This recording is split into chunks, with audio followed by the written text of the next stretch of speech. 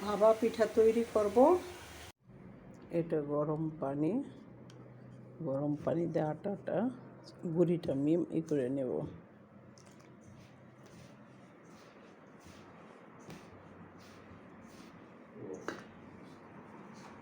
এটা সিদ্ধ চালের গুঁড়ি, কারণ ভাপা পিঠা সিদ্ধ চালের গুঁড়ি দিয়ে বানালে ভাপা পিঠা খাইতে ভালো লাগে, ভালো হয়।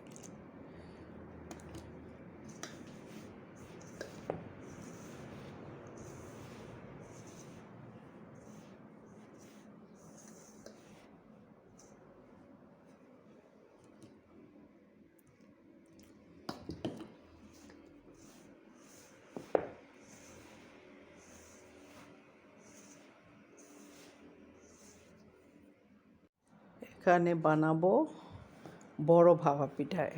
এটা এভাবে একটাই দিতে হয়, যে কোনো কাঠি পরিষ্কার করে ধুয়ে তারপরে এটা একটা ন্যাকড়া দেবেন। এইভাবে এই ন্যাকড়াটা ধুয়ে পরিষ্কার করে নিতে হবে। তারপরে এটা হলো চালের গুঁড়ি, লবণ দিয়ে করে নিয়েছি। এটা হলো গুড়, এটা দুধের খিসা, আর এটা হলো নারিকেল। এখন আমি বানাবো এক একে যে পরোল এরকম।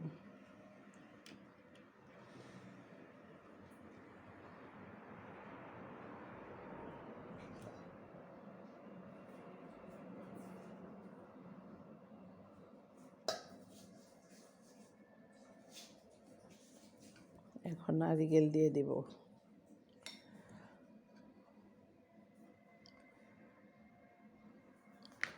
তারপরে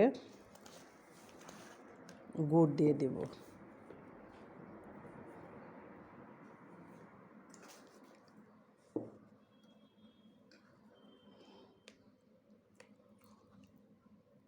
খিসাটা আমার হাত দিয়ে দিতে হবে। এটা খাঁটি দুধের খিসা। এটা এভাবে হাত দিয়ে দিতে হবে। এভাবে আমি 3টা পরোল করব।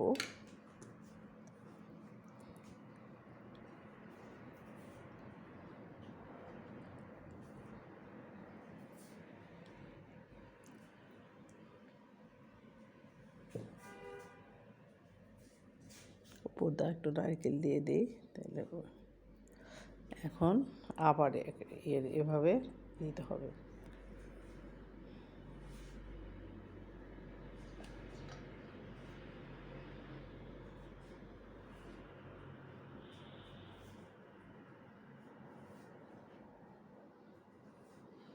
এখন আবার আরেকটা পরোল করতে হবে এভাবে।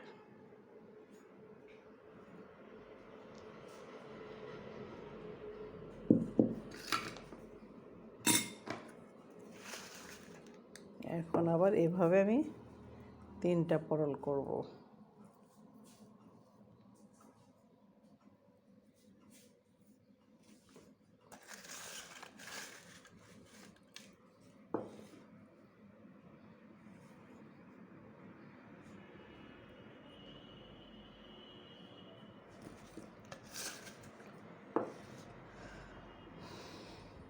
এখন আবার দুধের খিসাটা এভাবে দিতে হবে।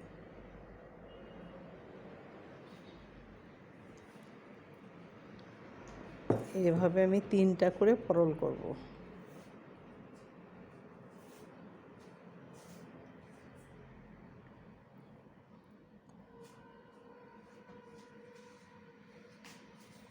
এটা এই পরোলটা শেষ। এখন একদম গুঁড়ি দিয়ে এটা ঢেকে দেব।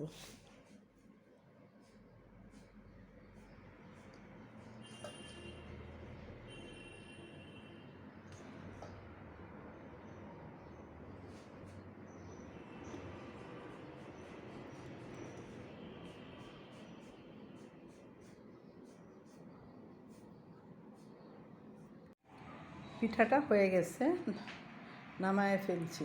বড় ভাপা পিঠা, এটা খিসা দিয়ে বানানো, নারিকেল গুড় দিয়ে।